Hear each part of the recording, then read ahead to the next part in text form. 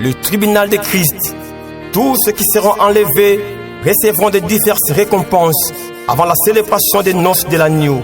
Aucun ne sera oublié, et même les moindres services rendus à Dieu sur la terre méritera sa récompense. Rien n'échappera à la rémunération au tribunal de Christ. Les couronnes seront distribuées définitivement à tous les vainqueurs, et il ne s'agira pas de couronnes collectives, temporaires, transmissibles, mais individuelles, éternelles et irrévocables. Définition du tribunal de Christ. 2 Corinthiens 5, verset 10. Car il nous faut tous comparaître devant le tribunal de Christ, afin que chacun reçoive selon le bien ou le mal qu'il aura fait, étant dans son corps. Le tribunal de Christ est les lieux célestes préparés dès avant le temps éternel, où le Seigneur évaluera la vie et les services de tous ses rachetés, en vue de rendre à chacun ce qui lui revient, selon les biens et les mal qu'il aura fait dans son corps. C'est donc un endroit pavé d'or dans la cité céleste, où chacun se tiendra devant le Seigneur, afin de recevoir les récompenses pour les œuvres accomplies dans son corps, ici-bas sur la terre. Le tribunal de Christ est une salle d'honneur et d'évaluation dans la maison du Père, où le feu éprouvera l'œuvre de chacun pour en révéler la nature et la qualité en vue de récompenser les œuvres qui résisteront à l'épreuve. Le Seigneur y passera en revue et évaluera les ministères et la vie de ses serviteurs. Toutes ces couronnes porteront la signature de Christ, son nom écrit par l'encre de son sang rédempteur. Christ sera tout en tous là dans la cité pavée d'or, et toutes les familles du ciel porteront son nom. Ce sera le grand jour de Christ où l'œuvre de la rédemption accomplie par Jésus-Christ atteindra son point culminant. Au tribunal de Christ, le lieu céleste du couronnement des vainqueurs, il ne s'agira pas d'un jugement de nature personnelle, mais d'une évaluation sur la qualité de l'œuvre de chacun. Et l'évaluation des œuvres ne sera pas collective, mais individuelle. Importance de la doctrine du tribunal de Christ. La doctrine du tribunal de Christ encourage les croyants à travailler de mieux en mieux dans l'œuvre du Seigneur, sachant que Dieu n'est pas injuste pour oublier le travail fourni pour sa gloire. Nos journées remplies d'actes de bonté et de miséricorde, nos nuits de prière et de veilles solitaires seront récompensées. Cette doctrine excite à l'endurance face aux épreuves du chemin, à la persévérance et à la patience en dépit des perpétuels combats spirituels, sachant que les souffrances du temps présent ne sauraient être comparées à la gloire à venir qui sera révélée pour nous.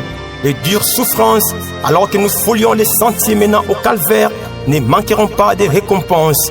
Cette doctrine incite également à la fidélité dans les services et à la pratique des bonnes œuvres, dans une attitude d'humilité, sans murmure et sans recherche de la gloire humaine, sachant que le grand œil divin surveille toutes nos actions, tous nos services, efforts et sacrifices accomplis pour sa gloire, en vue de nous réserver une couronne dans l'autre côté des rives.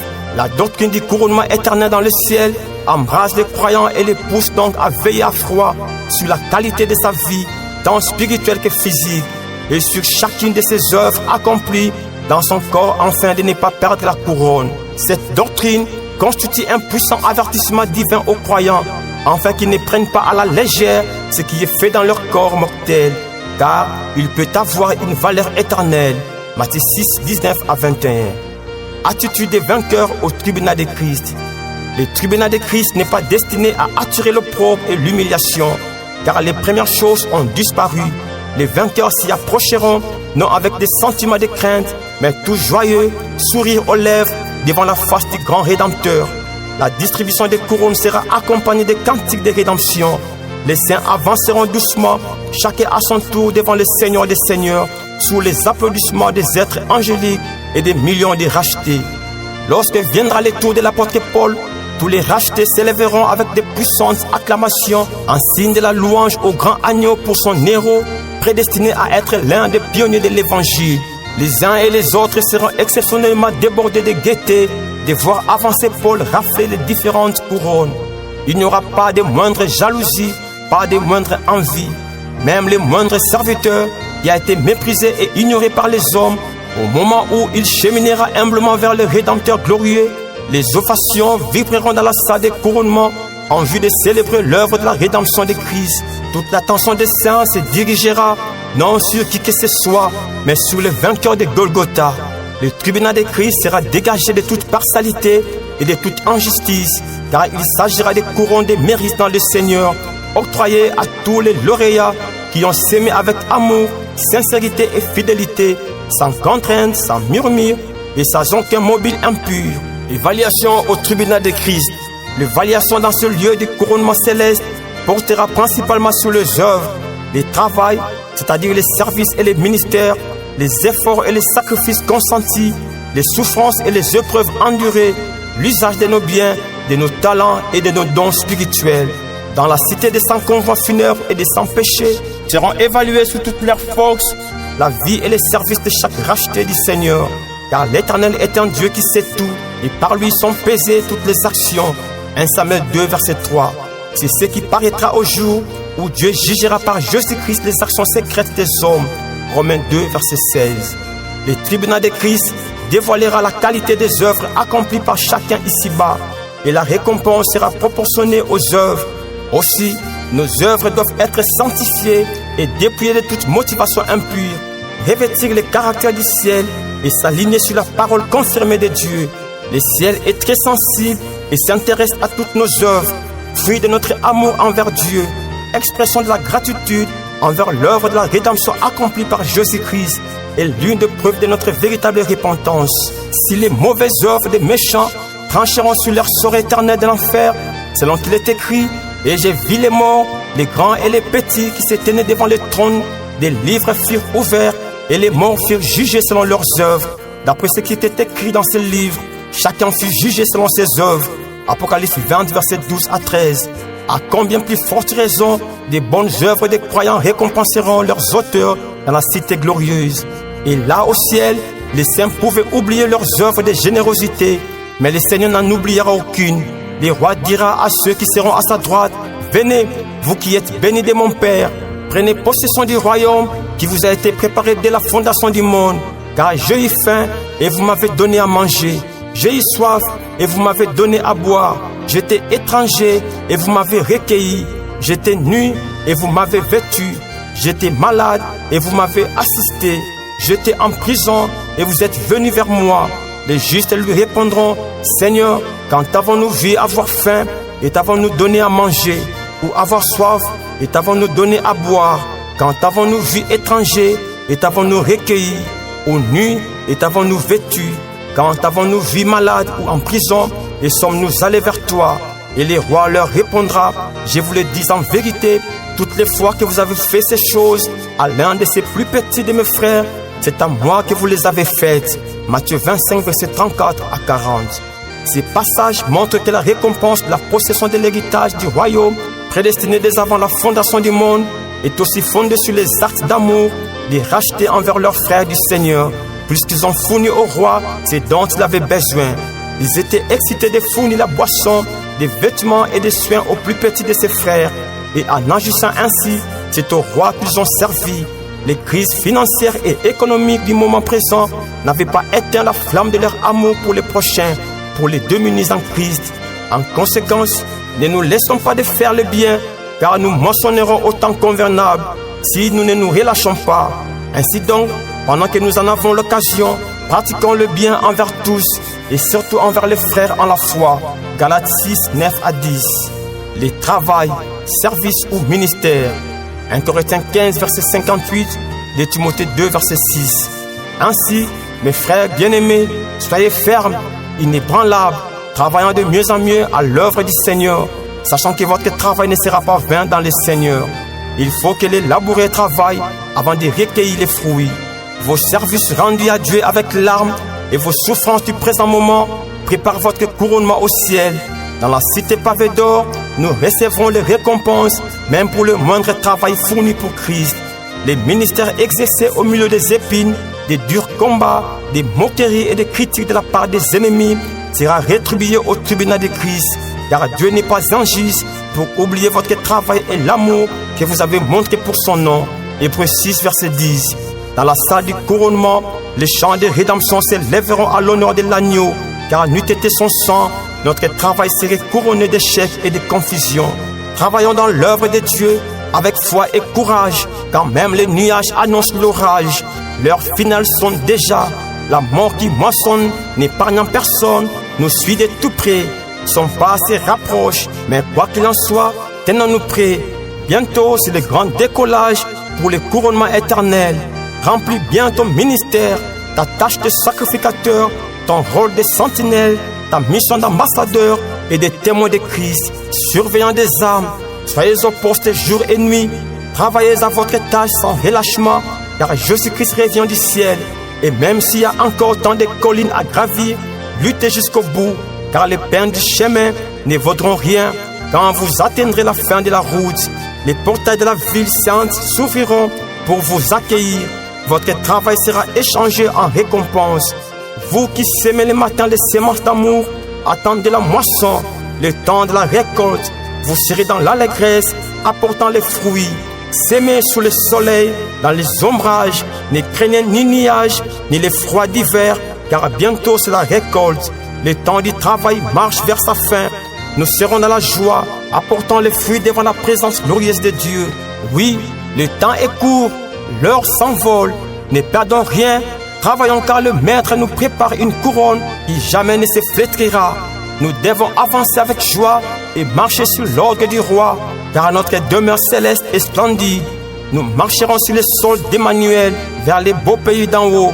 Quel bonheur d'être auprès du Seigneur, d'entrer dans la cité sainte, délivré de toute crainte à l'abri des tentateurs. Nous tomberons à ses pieds et chanterons le chant éternel, des couronnants Seigneur des Seigneurs. Concernant les efforts et les sacrifices fournis pour Christ, ne savez-vous pas que ceux qui courent dans les stades courent tous, mais qu'un seul remporte le prix? Courez de manière à les remporter. Tous ceux qui combattent s'imposent toute espèce d'abstinence et ils le font pour obtenir une couronne corruptible. Mais nous, faisons-le pour une couronne incorruptible. Moi donc, je cours non pas comme à l'aventure, je frappe non pas comme battant l'air, mais je traite durement mon corps et je le tiens assujetti, de peur d'être moi-même rejeté après avoir prêché aux autres. 1 Corinthiens 9, 24 à 27. Frère, je ne pense pas l'avoir saisi, mais je fais une chose, oubliant ce qui est en arrière et me portant vers ce qui est en avant. Je cours vers le but pour remporter le prix de la vocation céleste de Dieu en Jésus-Christ. Philippiens 3, 13 à 14. Tous nos efforts pour le Seigneur seront couronnés. Notre discipline spirituelle, nos sueurs et sacrifices consentis pour l'avancement de l'œuvre de Dieu. Oui, tous les vainqueurs qui ont déployé des efforts considérables pour le succès de l'œuvre de Dieu, le salut des âmes perdues et le triomphe de la vérité recevront des récompenses éternelles de gloire. Ces efforts ont été parfois ignorés par les uns et les autres ici-bas sur la terre, mais les grands œils divins suivaient de très près, tous sans exception. Rien ne pouvait sombrer leurs efforts pour Christ, ni la disette, ni les moqueries, ni les critiques du monde, ni les échecs subis, ni l'intensité des combats, ni la conjoncture difficile du moment. Ils se plongeaient dans les prières alors que le corps exigeait le repos du sommeil. Ils déployaient des efforts spirituels et physiques en dépit des maigres résultats. Les larmes coulaient de leurs yeux quand les âmes rétrogradaient, quand les uns sombraient dans la léthargie spirituelle. La flamme du Saint-Esprit les consumait à l'intérieur et il s'est consacré pour le relèvement de ceux qui allaient lâcher. Quand notre bateau atteindra l'autre rivage de la mer, ni péché, ni peine dans ses ports de demain, tous les efforts et sacrifices accomplis pour le Seigneur seront récompensés. Quand nos jours seront terminés, nous allons nous rendre compte de la valeur réelle de chaque sueur versée pour l'amour de Christ. Plus jamais, nous ne serons le sujet à l'angoisse quand sonneront les trompettes d'or. Quel repos céleste d'être avec Jésus-Christ. Notre tâche accomplie, nous serons couronnés là-haut. Nous ne vieillirons pas. Nous les rencontrerons à l'aube sur la splendide rive. Quand toute la peine aura été ôtée, nous serons à l'entrée. Quand toutes les portes s'ouvriront à la fin d'une longue et triste vie, nous les rencontrerons à l'aube, à la fin de la route, dans les rues de cette ville tout en or, où tous nous pourrons être ensemble au fil des années, au fil des âges. Nous rencontrerons Jésus-Christ bientôt un de ces jours et nous échangerons la croix contre une couronne. Dans ces pays, il n'y aura plus de déception ni mort d'homme. Les souffrances et les épreuves endurées. Romains 8, verset 18. J'estime que les souffrances du temps présent ne sauraient être comparées à la gloire à venir qui sera révélée pour nous. À l'approche des tempêtes, demeurez toujours fidèles et refusez de passer dans le rang de l'opposition.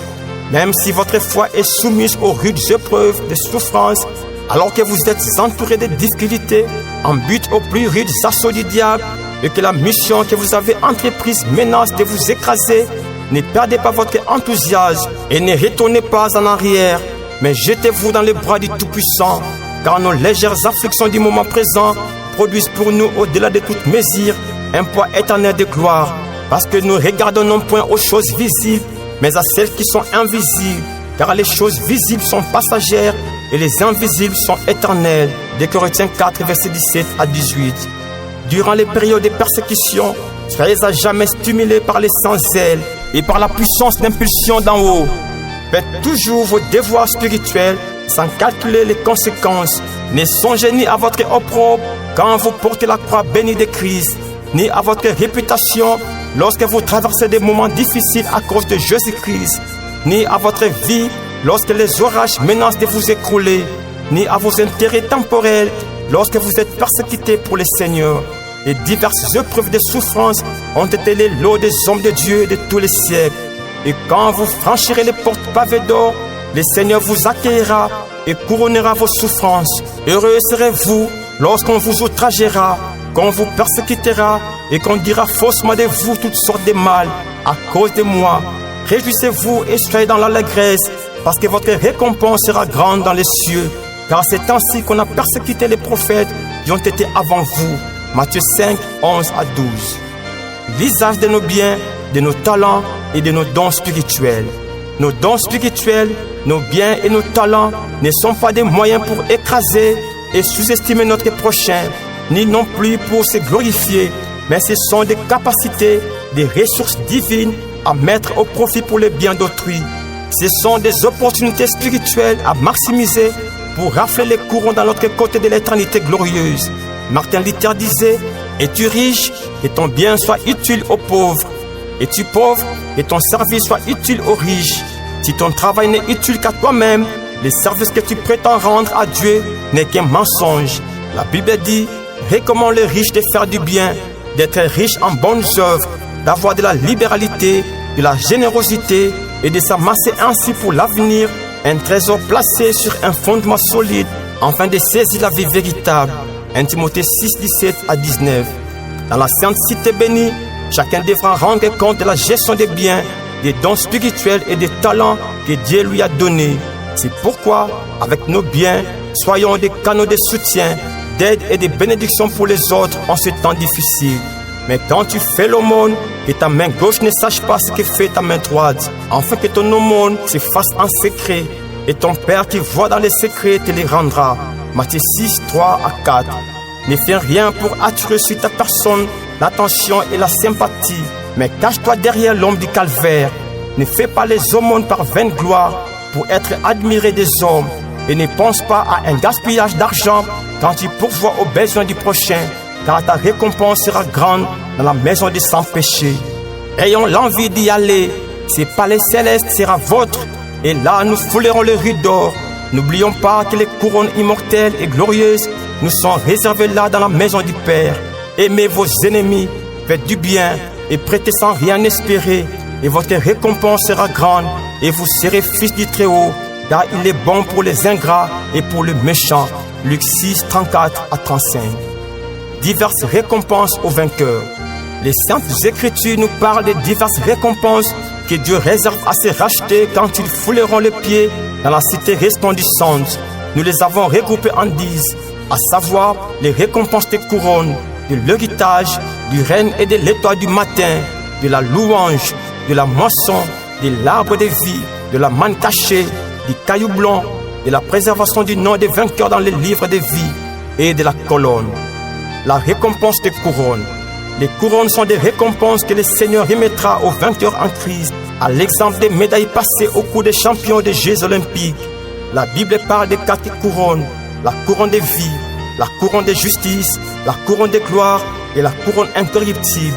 Tous les fidèles serviteurs de Dieu, sans exception, recevront toutes ces 4 couronnes, car en effet, tous les vainqueurs en Christ sont ceux qui ont aimé son avènement. Couronne de justice, qui ont combattu les bons combats de la foi en gardant la foi, couronne de justice, et qui ont enduré les épreuves du chemin en résistant à la tentation, couronne de vie. Ils ont tous couru jusqu'au bout, couronne de gloire. La différence résulte au niveau de la mesure de la récompense et de quelques couronnes particulières destinées aux plus excellents dont nous traiterons dans les pages qui suivent. Nos couronnes ne perdront jamais d'éclat puisqu'elles sont non périssables, sachant que toutes ces couronnes sont par définition incorruptibles, éternelles et glorieuses. La couronne de vie. Sois fidèle jusqu'à la mort et je te donnerai la couronne de vie. Apocalypse 2, verset 10. Heureux l'homme qui supporte patiemment la tentation, car après avoir été éprouvé, il recevra la couronne de vie que le Seigneur a promise à ceux qui l'aiment. Jacques 1, verset 12. La couronne de vie, appelée l'héritage de la vie éternelle, est la récompense divine à tous ceux qui ont cru en Jésus-Christ, qui ont résisté à la tentation. Cette couronne est glorieuse et éternelle, car c'est la vie même de l'éternel de gloire. La couronne de vie est le prix culminant d'une foi authentique et triomphante de ceux qui ont accepté de souffrir ici-bas pour Christ et de souffrir sans Christ dans l'au-delà, éternellement dans les temps de feu et de souffre qui est la seconde mort. L'expression la vie éternelle met l'accent sur la qualité infiniment supérieure de cette vie par rapport à la vie terrestre. C'est une vie sans fin qui ne subira aucun signe de vieillissement, une vie dans laquelle il n'y aura aucune amertume, ni aucun souci, ni aucune maladie. C'est la vie même de celui qui est éternel. Cette vie éternelle vous engage dans une bataille féroce, sans pardon et sans trêve. C'est pourquoi Paul recommandait à Timothée de saisir la vie éternelle en dépit des combats. 1 Timothée 6, verset 12. Les railleries prendront fin, les lèvres mensongères seront à jamais réduites au silence. Les tumultes de la bataille et les bruits des armes cesseront à jamais. La course sera terminée et les combats finis. Fidèles serviteurs de Dieu, alors que vous ressentez le poids des épreuves des combats spirituels, continuez à cheminer sur cette vieille route de l'obéissance. Combattez de toute votre âme en considérant toujours l'envers de la médaille. Résistez à toutes les pressions du monde, de temps et de circonstances. Et quand l'épreuve de force se présentera, positionnez-vous toujours à côté de Christ, les pieds toujours enracinés dans les rocs solides et inébranlables de la parole de Dieu. Ne vous inquiétez pas quand le monde vous méprise et ne baissez pas votre tête quand les nations s'agitent. Jubilez car l'heure de la délivrance et de votre embarquement est proche. Votre couronne immortelle et glorieuse est déjà disponible dans la vitrine céleste. Votre Créateur garde jalousement vos vêtements éclatants. Bientôt, nous partirons chez nous, laissant derrière nous un monde en armes. Quand l'heure sonnera, nous irons en paix chez notre Père, laissant les vaines richesses de ce monde. La couronne de justice. J'ai combattu les bons combats, j'ai achevé la course, j'ai gardé la foi. Désormais, la couronne de justice m'est réservée. Le Seigneur le juste juge me la donnera dans ces jours-là. Et non seulement à moi, mais encore à tous ceux qui auront aimé son avènement. 2 Timothée 4, 7 à 8. Celui qui vaincra sera revêtu ainsi des vêtements blancs. Apocalypse 3, verset 5. La récompense de la justice éternelle est comparable à la récompense des vêtements blancs dont Christ parlait dans le passage sous étude. Les vêtements blancs étaient portés lors d'occasions joyeuses telles que les noces ou lors de la célébration et des festivités. Ils étaient également portés pour célébrer une victoire sur le champ de bataille. Les vêtements blancs représentent la pureté et la sainteté.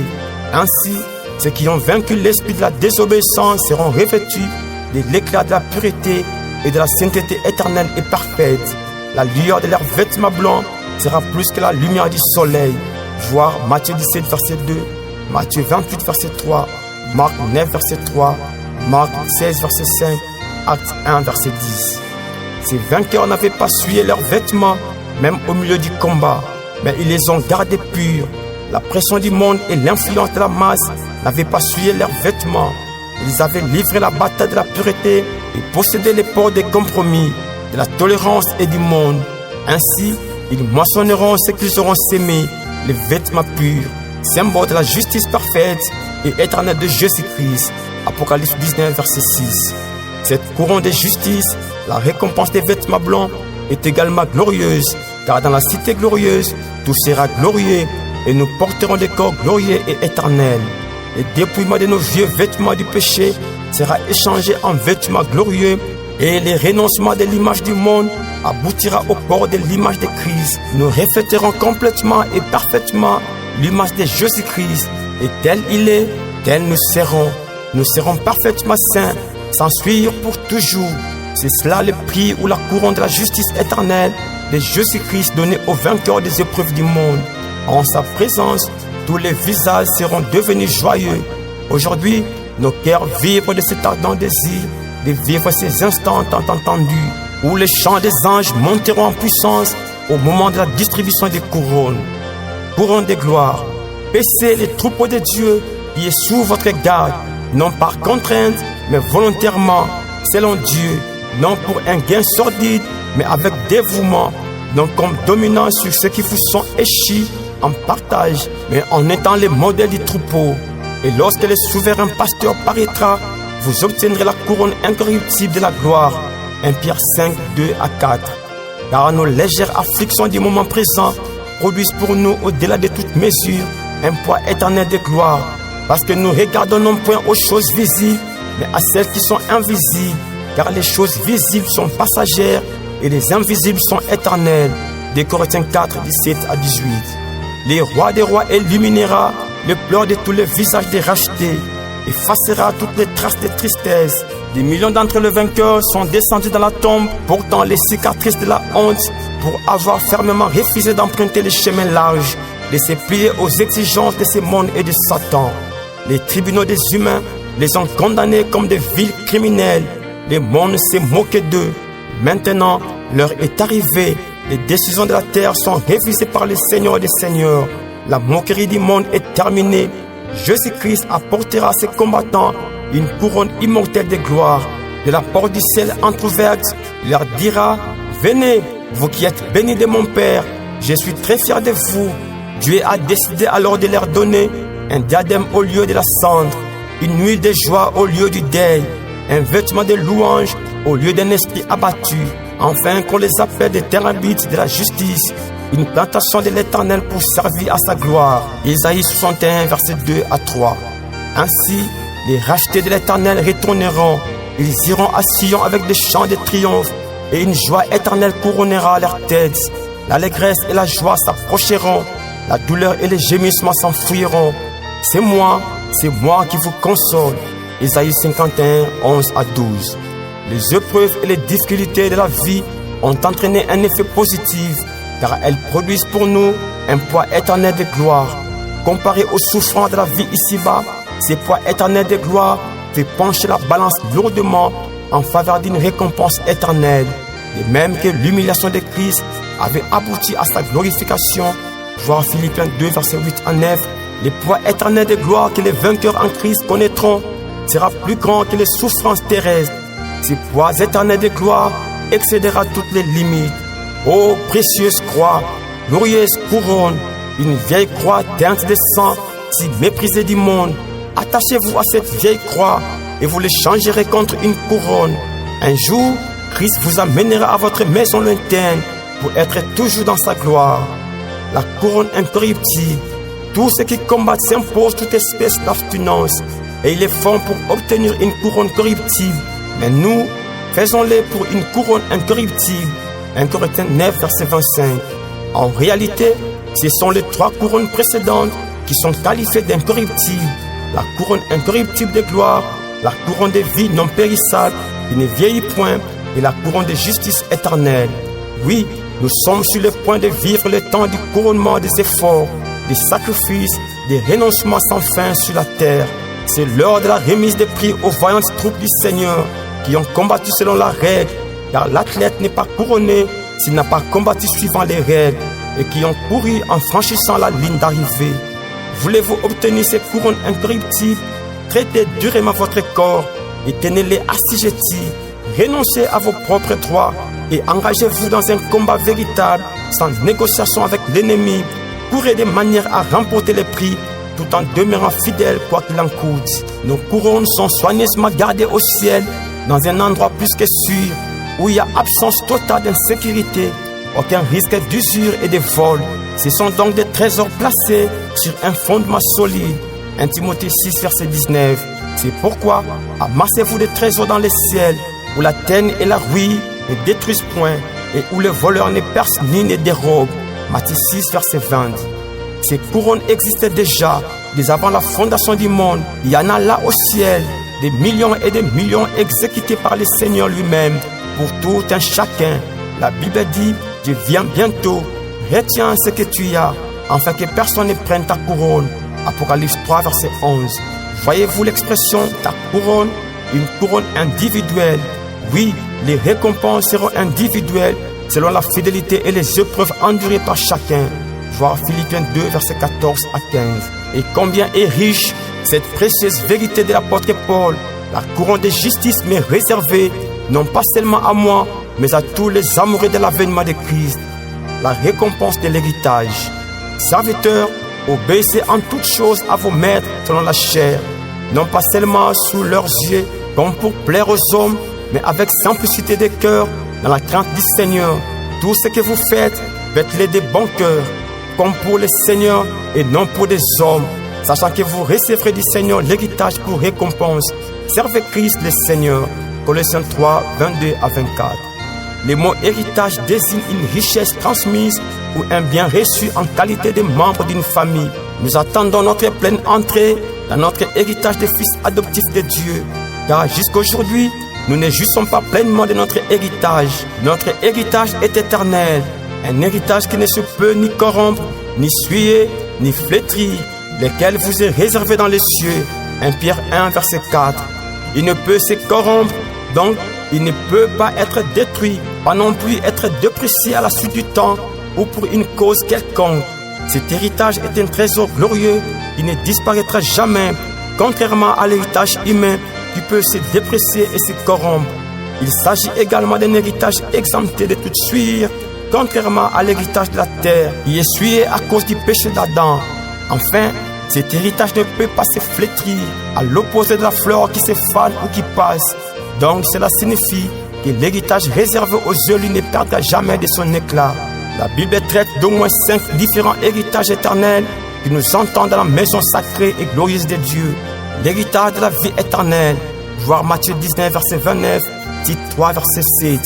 L'héritage du royaume de Dieu, voir 1 Corinthiens 6, verset 9, Matthieu 25, verset 34. L'héritage de la nouvelle terre, voir Matthieu 5, verset 5. L'héritage des nouveaux cieux, voir Apocalypse 21, verset 1 à 7. Et l'héritage de la possession de la gloire, voir 2 Thessaloniciens 2, verset 13 à 14.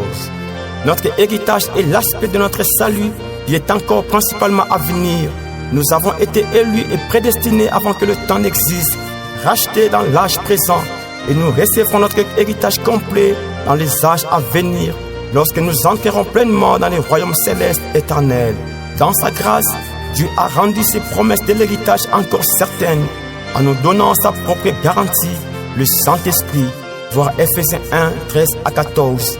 Il est le gage de Dieu, une garantie que nous recevrons un jour, un héritage éternel, quand le Dieu Tout-Puissant nous accueillera dans son palais. Oui, Dieu est celui qui peut édifier et donner l'héritage avec tous les sanctifiés. Acte 20, verset 32. La récompense du règne avec Christ et de l'étoile du matin.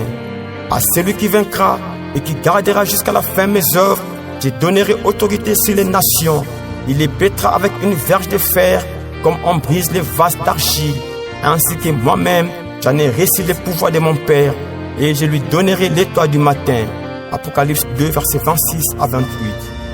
L'obéissance ferme, qui est la marque d'un véritable chrétien, permettra aux vainqueurs de participer au règne messianique de 1000 ans, où les saints exerceront l'autorité sur les nations. Ils gouverneront avec une verge de fer toutes les nations du royaume millénaire. Voir Apocalypse 12, verset 5, Apocalypse 19, verset 15. Cette promesse de la récompense des règnes avec Christ est destinée à tous ceux qui se sont enrôlés dans l'armée des vainqueurs et qui sont restés fidèles. Ainsi, Christ leur déléguera son pouvoir qu'il détient de diriger. Ils partageront les fauteuils royaux de Christ et seront des princes dans les cieux, gouverneront avec lui et s'associeront à son règne illustre et perpétuel. Celui qui vaincra, je le ferai asseoir avec moi sur mon trône, comme moi j'ai vaincu et me suis assis avec mon Père sur son trône. Apocalypse 3, verset 21. Aujourd'hui, Christ a vaincu et s'est assis dans le 3e ciel supérieur, à la droite de son Père, une position de puissance, d'honneur, de triomphe et de force. Il nous associera à son règne éternel de gloire.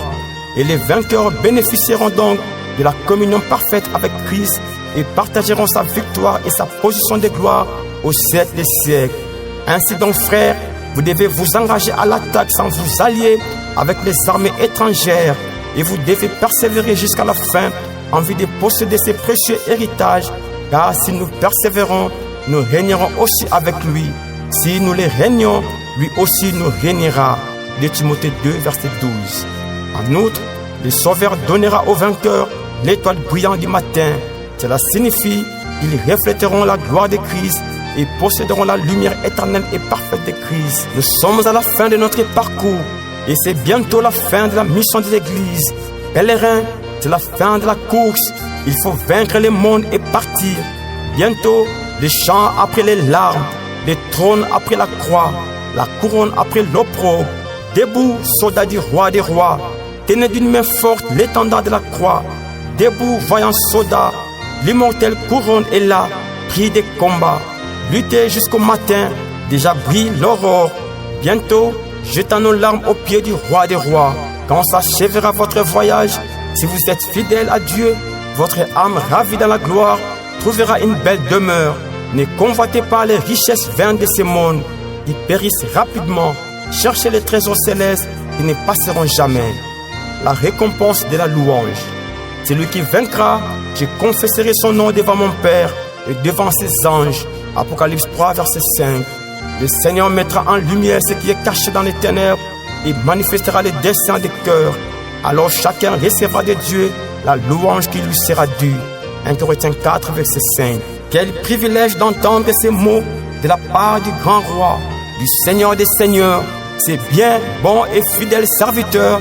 Tu as été fidèle en peu de choses, je te confierai beaucoup. Entre dans la joie de ton maître.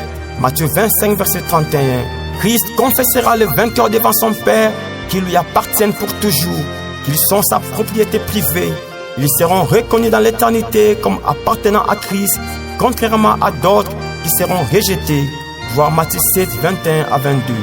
Seuls ceux qui ont marché avec Christ en vêtements blancs ici-bas sur la terre seront confessés, honorés et loués, témoignés et glorifiés. Quel honneur d'être reconnu et honoré par le roi des siècles.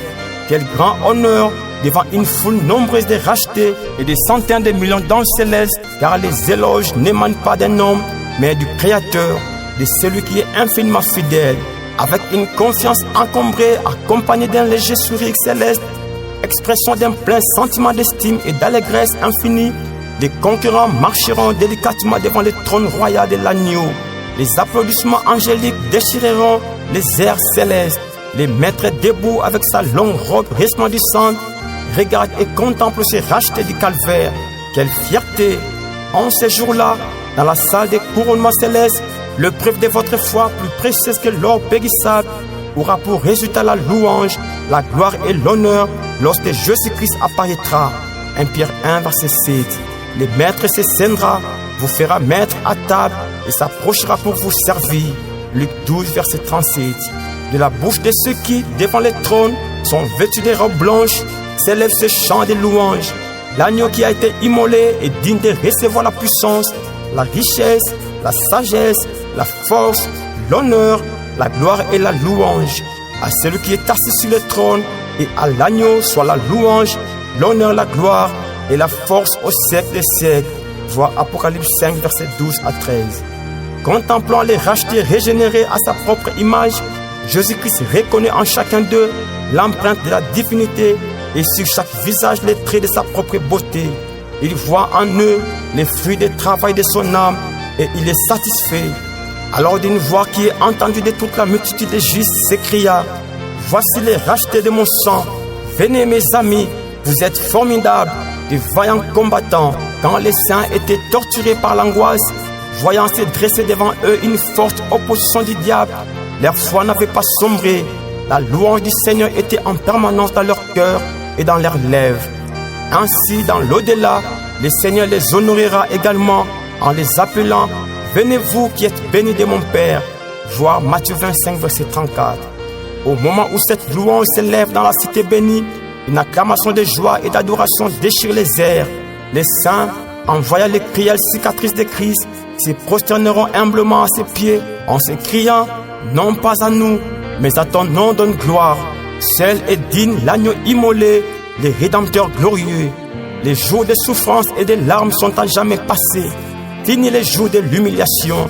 Même si votre route est glissante, vos pas incertains, appuyez-vous sur sa main puissante et poursuivez votre chemin. Et quand vous atteindrez les bouts de ce glorieux pèlerinage, vous partirez pour le grand rendez-vous de l'éternité bénie. La gloire vous attend dans l'autre côté des rives, dans cette cité bénie où tout est félicité. L'agneau seul et son soleil et son éclat sans pareil illumine et vivifie la cité bénie. Dans notre voyage ici-bas, nous avons peine et perte. Tantôt c'est une couronne d'épines, tantôt c'est la lourde croix. Triste chemin vers le calvaire, douleur, tourment amer. Mais ce qui est derrière ces portes, la présence de Dieu vaudra tout. Quand nous serons derrière ces portes, nous aurons une harpe en or. L'agneau séchera nos larmes. Ô jour béni, jour glorieux, quand nous verrons le Seigneur plein de gloire, son regard qui porte la vie, il saisira nos mains tremblantes et nous entonnerons un chant de rédemption qu'aucun ange au ciel ne saura chanter. La récompense de la moisson. Il s'agit non seulement de la moisson de la vie éternelle, selon qu'il est écrit, celui qui sème pour sa chair moissonnera de la chair la corruption, mais celui qui sème pour l'esprit moissonnera de l'esprit la vie éternelle. Vois Galates 6, verset 8. Mais aussi de la moisson des âmes gagnées pour le Seigneur. Oui, la moisson aura lieu au temps convenable, quand Christ reviendra. Vois Galates 2, verset 9. La récompense de la moisson des âmes gagnées sera donc cette immense joie, ce grand honneur de voir les rachetés venir vous embrasser là, dans la cité bénie et glorieuse de Dieu. C'est ce que Paul disait à ses enfants, qui est en effet notre espérance ou notre joie ou notre couronne de gloire. N'est-ce pas vous aussi, devant notre Seigneur Jésus-Christ, lors de son avènement? Oui, vous êtes notre gloire et notre joie. 1 Thessaloniciens 2, 19 à 20. Quand vous avez déjà reconnu en partie que nous sommes votre gloire, de même que vous serez aussi la nôtre au jour du Seigneur Jésus-Christ. 2 Corinthiens 1, verset 14. La pleine réalisation du Psaume 126, 5 à 6 aura lieu au grand jour de la moisson dans la maison du Père, au tribunal de Christ. C'est là que les saints saisiront le sens parfait, la grandeur et l'ampleur de ces passages, disant: ceux qui sèment avec larmes moissonnera avec chant d'allégresse. Celui qui marche en pleurant quand il porte la sémence revient avec allégresse quand il porte ses gerbes. Au moment où j'écris ces lignes, j'imagine ces moissonneurs en train de s'approcher devant l'agneau rédempteur. Tout joyeux, chacun dira: mais voici, moi et les enfants que tu m'as donnés. Quelle joie! La récompense de l'arbre de vie. Que celui qui a des oreilles entende ce que l'Esprit dit aux églises. À celui qui vaincra, je donnerai à manger de l'arbre de vie qui est dans le paradis de Dieu. Apocalypse 2, verset 7. Cette promesse est faite aux vaillantes troupes du Seigneur, triple vainqueur, vainqueur de Satan, du monde et de la chair, qui, après les souffrances et les larmes d'un service éprouvé par Dieu, mangeront un jour l'arbre de vie qui est dans le paradis de Dieu, la nouvelle Jérusalem. À la lumière de la parole prophétique, Christ est donc l'arbre céleste et éternel qui procure une vie sans fin. Ainsi, cette bénédiction prophétique de la consommation de l'arbre de vie est accordée à ceux qui ont mangé la chair de Christ ici-bas, c'est-à-dire qui ont communié parfaitement avec lui jusqu'au bout. Ils se sont séparés de la masse pour livrer les bons combats de la foi. En d'autres termes, manger l'arbre qui procure la vie signifie prophétiquement que les vainqueurs des puissances du mal partageront la communion éternelle et parfaite avec Christ dans les nouvelles Éden.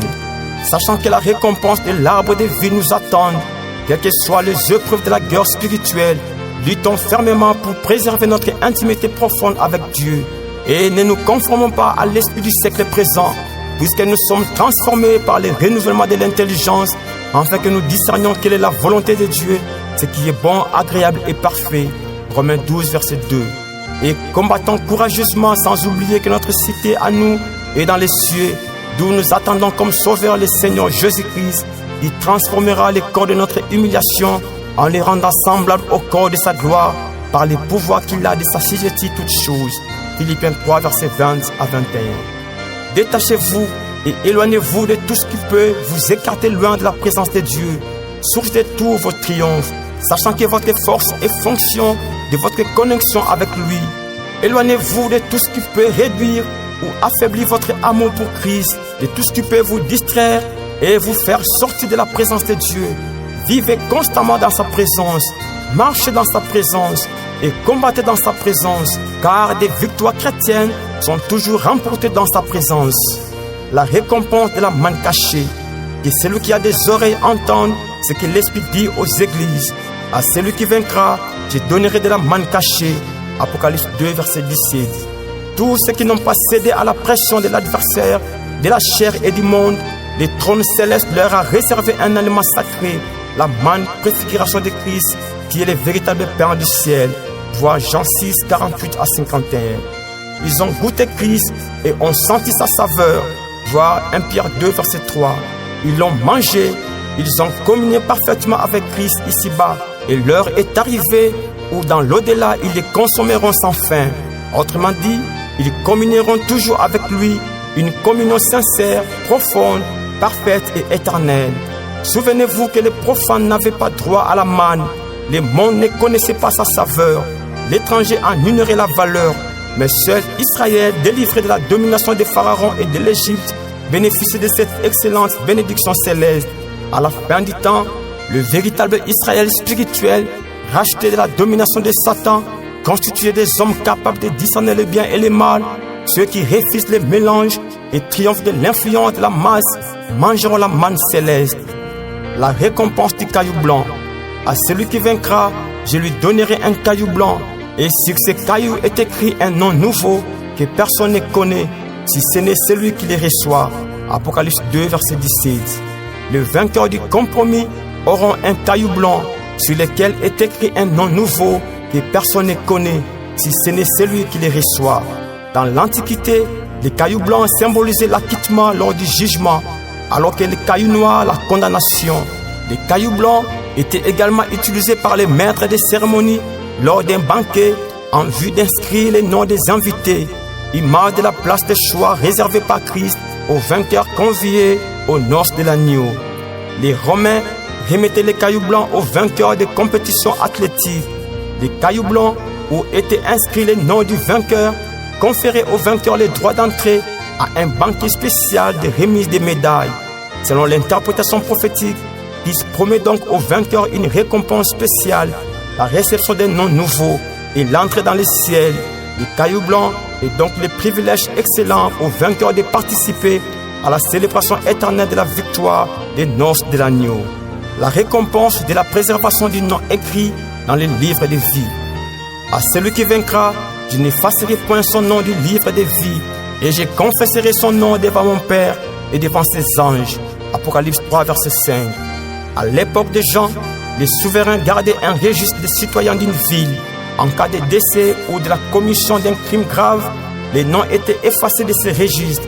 Mais les noms de ceux qui vaincront le prince du siècle présent, écrits dès la fondation du monde dans les livres de vie de l'agneau, ne seront point effacés. Les rachetés du Seigneur sont triplement en sécurité, car l'agneau, leur rédempteur, est le propriétaire de ces livres de vie. Les décrets de l'élection et l'œuvre expiatoire de Christ scellent pour toujours la rédemption des élus. Ils jouissent de la protection éternelle du Tout-Puissant qui les garde dans sa main triomphante dès avant la fondation du monde. Et ils en bénéficieront encore après que ce monde aura été détruit et qu'il aura été remplacé par une nouvelle terre et un nouveau ciel. L'Antichrist aura beau leur ôter la vie, mais il ne pourra pas détruire leur foi et rien ne pourra les ravir de la main de Dieu. La récompense de la colonne. Celui qui vaincra, je ferai de lui une colonne dans le temple de mon Dieu, et il n'en sortira plus. J'écrirai sur lui les noms de mon Dieu et les noms de la ville de mon Dieu, de la nouvelle Jérusalem qui descend du ciel d'auprès de mon Dieu, et mon nom nouveau. Apocalypse 3, verset 12. Dans le jet romain, les distributeurs des prix destinés aux vainqueurs détenaient des récompenses particulières pour tout concurrent qui remplissait les conditions de l'épreuve. Pourtant, pour certaines raisons, lors de la disqualification de l'athlète, ces derniers ne pouvaient recevoir la couronne qui lui était réservée. Ces couronnes non distribuées étaient alors gardées pour le vainqueur des compétitions ultérieures. De même, les couronnes célestes perdues par ceux qui ont vécu dans les mélanges seront décernées aux vainqueurs dignes de les porter. Souvenez-vous de ce qu'avait dit les maîtres aux serviteurs méchants et paresseux qui avaient caché son talent. Il te fallait donc remettre mon argent au banquier, et à mon retour, j'aurais retiré ce qui est à moi avec un intérêt. Ôtez-lui donc les talents et donnez-les à celui qui a les 10 talents, car on donnera à celui qui a, et il sera dans l'abondance. Mais à celui qui n'a pas, on ôtera même ce qu'il a. Matthieu 25, 27 à 29. Par ailleurs, Christ fera du vainqueur une colonne dans les temples de son Dieu, et il n'en sortira plus. Ce qui signifie que les vainqueurs seront éternellement dans les ciels, dans les temples de Dieu. Contrairement aux colonnes des temples terrestres qui s'écroulent, les vainqueurs du vieux chemin de la croix seront dans les ciels pour l'éternité. La colonne représente la stabilité, l'immuabilité et la permanence. Dans les temples païens, dans l'Antiquité, les colonnes représentaient également l'honneur, car on le sculptait généralement de façon à honorer une divinité. Donc, il se promet que les vainqueurs seront éternellement honorés, qu'ils recevront une place d'honneur pour l'éternité dans les cieux, dans les temples de Dieu. Et personne ne sortira des cieux, et donc les vainqueurs seront pour toujours honorés dans les cieux, en sécurité dans la gloire éternelle. Face aux défis de l'heure où nous vivons, vous devez vous dresser résolument comme des colonnes de fer et des murs d'airain ici-bas, en demeurant inébranlables, à jamais solides et en soutenant courageusement et fermement la vérité de la parole de Dieu face à l'apostasie. Et un beau jour glorieux, le Maître fera de vous des colonnes dans sa cité bénie. Voici une autre promesse d'or destinée aux vainqueurs. J'écrirai sur lui les noms de mon Dieu et les noms de la ville de mon Dieu, de la nouvelle Jérusalem qui descend du ciel d'auprès de mon Dieu, et mon nom nouveau. Apocalypse 3, verset 12. Oui, les murailles peuvent s'écrouler, les villes peuvent disparaître, les noms gravés sur des pierres peuvent s'effacer, mais il est dans le ciel des inscriptions qui demeurent éternellement. Les serviteurs de Christ les serviront et verront sa face, et son nom sera sur leur front. Apocalypse 22, verset 3. Écrit sur le vainqueur les noms de Dieu illustre la propriété, l'appartenance et l'intimité profonde avec Dieu. En d'autres termes, les vainqueurs appartiendront pour toujours à Dieu, et la nouvelle Jérusalem sera pour l'éternité leur cité permanente. Donc, ils seront pour toujours à Christ et citoyens de la cité éternelle qui est dans les cieux, celle dont Dieu est l'architecte et le constructeur. Hébreux 11, verset 10. Ces vainqueurs se sont identifiés à Christ et Christ s'identifiera à eux. Ils ont reflété les profils des citoyens célestes tandis qu'ils étaient sur la terre corrompus, reconnaissant qu'ils étaient étrangers et voyageurs sur la terre. Ainsi, ils posséderont à jamais la citoyenneté éternelle dans la capitale du ciel. Enfin, Christ promet de donner aux vainqueurs son nom nouveau que personne ne connaît. Les noms représentent la plénitude de la personne. Cela signifie que les vainqueurs seront parfaitement comme Christ. La plénitude de la personne de Christ sera totalement reflétée dans leur vie. Ils seront parfaitement identifiés à Christ et porteront son nom nouveau qui reflétera la glorieuse révélation de sa personne. Tous les citoyens célestes porteront le nom du Seigneur comme l'épouse porte naturellement le nom de son mari. Les moments de récompense. La parole prophétique distingue 4 groupes de vainqueurs qui seront couronnés, à savoir l'Église épouse, les saints de la tribulation, les saints de l'ancienne alliance et les rachetés de l'âge d'or des milléniums, Israël y compris. Par conséquent, il y aura 3 moments distincts de la distribution des récompenses. Le premier moment interviendra lors de l'enlèvement de l'Église, quand Christ redescendra dans les airs. Les vivants et les morts en Christ seront couronnés au tribunal de Christ, là au ciel. Oui, il y a un temps pour toutes choses. Un jour viendra, un beau matin de couronnement, quand le Seigneur reviendra. Et tous se présenteront devant le Seigneur des Seigneurs dans la cité céleste de gloire, comme disent les Écritures. C'est pourquoi ne jugez de rien avant le temps, jusqu'à ce que vienne le Seigneur qui mettra en lumière ce qui est caché dans les ténèbres et qui manifestera les desseins de cœur. Alors chacun recevra de Dieu la louange qui lui sera due. 1 Corinthiens 4, verset 5. 7 ans plus tard, interviendra le deuxième moment de récompense lors du glorieux retour visible de Jésus-Christ. Les couronnés seront les rachetés de la tribulation, les martyrs et les survivants de la tribulation, ainsi que les saints de l'ancienne alliance. Voici, je viens bientôt, et ma rétribution est avec moi pour rendre à chacun selon ce qu'est son œuvre. Apocalypse 22, verset 12. Les nations se sont irritées et ta colère est venue, et le temps est venu de juger les morts, de récompenser tes serviteurs les prophètes, les saints et ceux qui craignent ton nom, les petits et les grands, et de détruire ceux qui détruisent la terre. Apocalypse 11, verset 18. Plusieurs de ceux qui dorment dans la poussière de la terre se réveilleront, les uns pour la vie éternelle et les autres pour l'opprobre, pour la honte éternelle. Daniel 12, verset 2. Le dernier moment du couronnement aura lieu à la fin de toutes choses, après les jugements derniers, quand tout s'arrêtera. Les couronnés seront tous les saints de tous les âges, l'Église glorifiée, les saints de la tribulation et de l'ancienne alliance, y compris Israël converti, et tous ceux qui sont nés durant les règnes millénaires de Christ, et qui auront vaincu Satan dans sa dernière séduction lorsqu'il sera libéré de sa prison. Christ rétribuera les vainqueurs de l'ultime bataille du millénium en leur octroyant les courants de vie, de justice et de gloire, et avec les saints de tous les âges, l'Église glorifiée, les saints de la tribulation, les saints de l'ancienne alliance, tous recevront les dernières médailles non encore octroyées, à savoir l'héritage des nouveaux cieux et de la nouvelle terre, la récompense des cailloux blancs pour ceux qui n'en avaient pas encore reçu, et de celle de l'arbre de vie dans les nouvelles Éden. Apocalypse 22, verset 2 à 14. Fini alors le millénium, qui n'était qu'un avant-goût du règne glorieux et éternel de Dieu. C'est l'heure de la consommation finale et éternelle du mariage entre le Christ éternel et Israël, l'épouse de Dieu, ainsi que les saints vainqueurs du millénium en provenance des nations.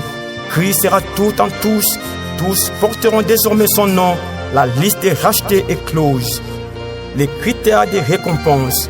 Nous comparaîtrons devant le Seigneur comme des serviteurs, des témoins, des ambassadeurs, des sentinelles et des gestionnaires. La distribution des récompenses ne se fera pas en fonction de la capacité, du succès, de l'éloquence, des diplômes, des titres ministériels, des dons, mais sur le fondement du critère de la fidélité. C'est pourquoi il est écrit ainsi qu'on nous regarde comme des serviteurs de Christ et des dispensateurs des mystères de Dieu. Du reste, ce qu'on demande des dispensateurs, c'est que chacun soit trouvé fidèle. 1 Corinthiens 4, 1 à 2. Quel est donc le serviteur fidèle et prudent que son maître a établi sur ses gens pour leur donner la nourriture au temps convenable? Matthieu 24, verset 45. Même si tu as réalisé de maigres résultats spirituels, si du moins tu as été fidèle, ne t'en fais pas, car le maître te dira, c'est bien, bon et fidèle serviteur, tu as été fidèle en peu de choses, je te confierai beaucoup, entre dans la joie de ton maître. Matthieu 25, verset 21. Si donc vous n'avez pas été fidèle dans les richesses injustes, qui vous confiera le véritable? Et si vous n'avez pas été fidèle dans ce qui est à autrui, qui vous donnera ce qui est à vous? Luc 16, 10 à 12. Ne crains pas ce que tu vas souffrir, sois fidèle jusqu'à la mort, et je te donnerai la couronne de vie. Apocalypse 2, verset 10. La mesure de la récompense. Le volume de la récompense sera proportionné aux œuvres, aux sacrifices, aux efforts et aux services rendus par chacun. De même que le serviteur qui, ayant connu la volonté de son maître, n'a rien préparé et n'a pas agi selon sa volonté, sera battu d'un grand nombre de coups, et que celui qui, ne l'ayant pas connu, a fait des choses dignes de châtiment, sera battu de peu de coups. Luc 12, 47 à 48. Dieu tiendra compte de la qualité et de la quantité, c'est-à-dire de la mesure du travail fourni par chacun. La Bible dit, on demandera beaucoup à qui l'on a beaucoup donné, et on exigera davantage de celui à qui l'on a beaucoup confié. Luc 12, verset 48. Nos récompenses seront plus ou moins grandes selon la qualité et la quantité qualitative de nos services rendus pour le Seigneur. Chaque effort spirituel ou physique, chaque service, chaque sueur et chaque larme versée pour le Seigneur contribuera à la mesure de notre récompense céleste. Le Seigneur tiendra compte de tous les détails. Combien est encourageant cette vérité. Investissez vos efforts pour l'œuvre de Christ. La perte des récompenses. Que chacun prenne garde à la manière dont il bâtit dessus, car personne ne peut poser un autre fondement que celui qui a été posé, à savoir Jésus-Christ. Or, si quelqu'un bâtit sur ces fondements avec de l'or, de l'argent, des pierres précieuses, du bois, du foin, du chaume, l'œuvre de chacun sera manifestée, car le jour la fera connaître, parce qu'elle se révélera dans le feu. et le feu éprouvera ce que l'œuvre de chacun. Si l'œuvre est bâtie par quelqu'un, si les fondements subsistent, il recevra une récompense. Si l'œuvre de quelqu'un est consumée, il perdra sa récompense. Pour lui, il sera sauvé, mais comme au travers du feu. 1 Corinthiens 3, 10 à 15. C'est au tribunal de Christ que la plupart, bien que sauvés et enlevés, verront s'évaporer leur récompense. Christ n'était pas au centre de leurs prestations. Ils ont œuvré dans les murmures et ont pratiqué de bonnes œuvres dans l'intention d'être admirés des hommes et de satisfaire les convoitises. Ils se sont glorifiés au lieu de glorifier Christ. Ils perdront malheureusement leur récompense à cause des raisons impures des services rendus. Ils n'avaient pas combattu selon les règles de la parole pure de Dieu, puisque l'athlète n'est pas couronné s'il n'a pas combattu suivant les règles. 2 Timothée 2, verset 5. À l'époque, on bâtissait souvent avec des pierres précieuses. Les bois, les foins, les chaumes sont des matériaux de moindre valeur, contrairement à l'or, à l'argent et aux pierres précieuses. L'or, l'argent et les pierres précieuses s'y rapportent au caractère durable du travail des constructeurs, tandis que les bois, les foins et les chaumes s'y gèrent un travail temporaire et sans valeur. Ces matériaux ne représentent ni les dons spirituels, ni les talents, ni les occasions, ni les connaissances, ni les richesses, mais les œuvres. L'or étant l'image de la divinité de Christ, l'argent représentant la rédemption accomplie par Christ, et les pierres précieuses sa gloire, ainsi toutes les œuvres accomplies, non pour la gloire de Dieu, qui n'honorent pas l'œuvre de la rédemption, échapperont à la récompense. Les matériaux du deuxième groupe, les bois, les chaumes, les foins, ne résistaient pas au feu. Ils sont tous les trois combustibles. Le feu étant l'image du jugement divin, éprouvera et éliminera toutes les œuvres indignes d'être récompensées. Ce feu brûlera les œuvres et non pas des personnes. Si l'œuvre de quelqu'un est consumée, il perdra sa récompense. Pour lui, il sera sauvé, mais comme au travers du feu. 1 Corinthiens 3, 10 à 15.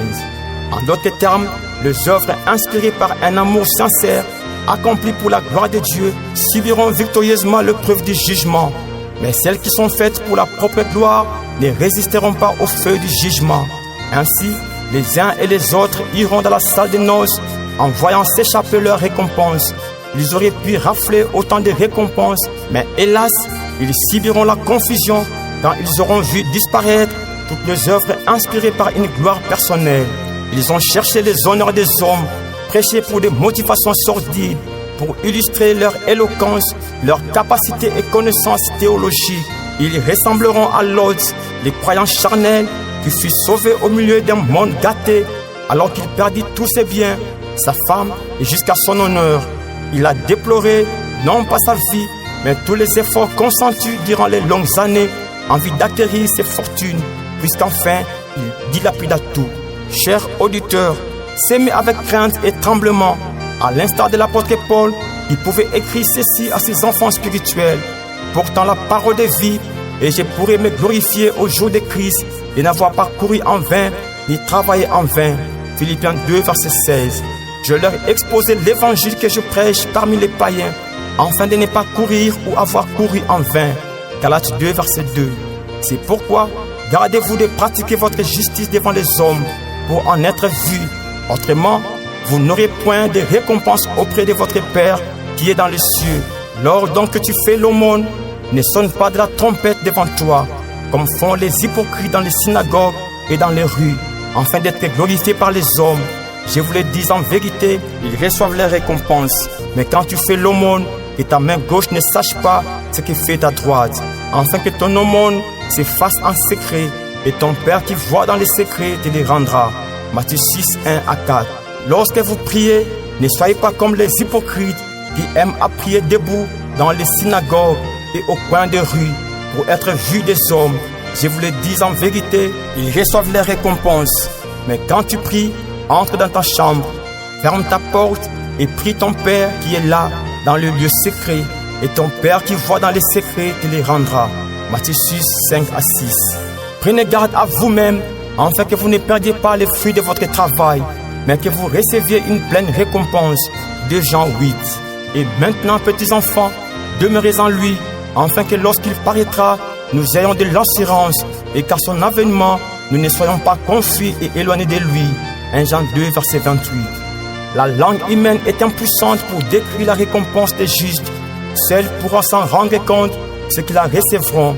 C'est pourquoi demeurez toujours sous la bannière de Christ, remplissant humblement et sans murmure vos devoirs spirituels pour la gloire de Dieu.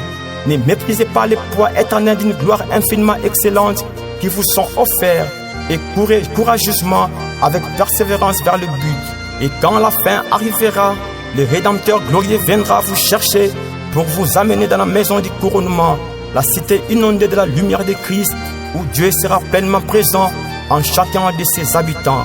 Ainsi, que rien n'éteigne la flamme de votre zèle pour le Seigneur. Travaillez sans relâche, luttez selon les règles et courez de manière à remporter la couronne immortelle de gloire.